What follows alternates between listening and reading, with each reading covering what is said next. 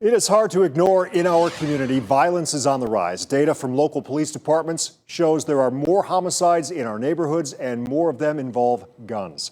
Police say they think a case of mistaken identity nearly ended the life of a high school track athlete this summer. In this News 5 original, Kevin Berry speaks with that girl's family members. They thought this problem existed mostly for other people.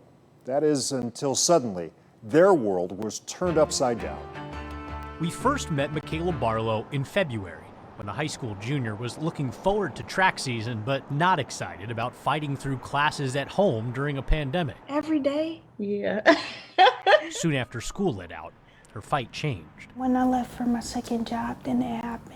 On July 10th, Makayla was shot in her car near this intersection in East Cleveland, her mom Natasha Lovelace's hometown. You hear about, oh, it's the worst city in the United States, or it has so much violence, but it was home to me at once. So I drive those, down those streets all the time.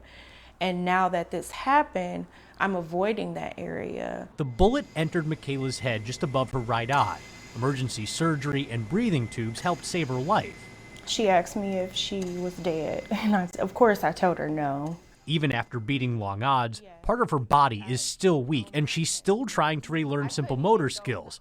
And that's just from the damage on the surface. The trouble that we have that people don't see is the depression and anxiety and everything comes with the injury. Jill Smilek sees this kind of struggle, leading Cuyahoga County's Witness Victim Service Center. Victimization could lead to long-term depression, to anxiety, fear just of going outside in some cases. Her organization steps in when cases go to court, when putting away the people responsible for the violence only makes victims relive it all over again. They know that probably their worst day is going to be picked apart and exposed in ways that they are not really prepared for and don't necessarily want to go through again. So far, one of the few things bothering Makayla is not knowing who pulled the trigger. I'm looking forward to see who did this to me. Instead, she and her mom are thinking about what's next, advocating to end the gun violence that nearly ended her life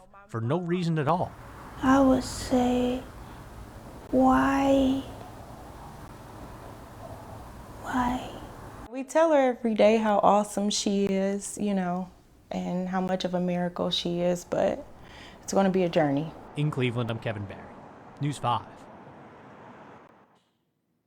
Makayla tells us she was just cleared to start taking classes again. She still plans to graduate with her class at the end of the school year. She's busy applying to colleges, hopes to enroll for her freshman year in 2022.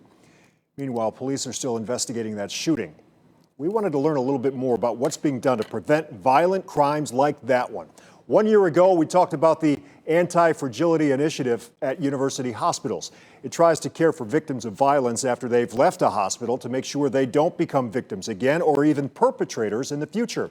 Dr. Edward Barksdale co-founded that initiative. He says the goal is to address underlying issues that result in violence.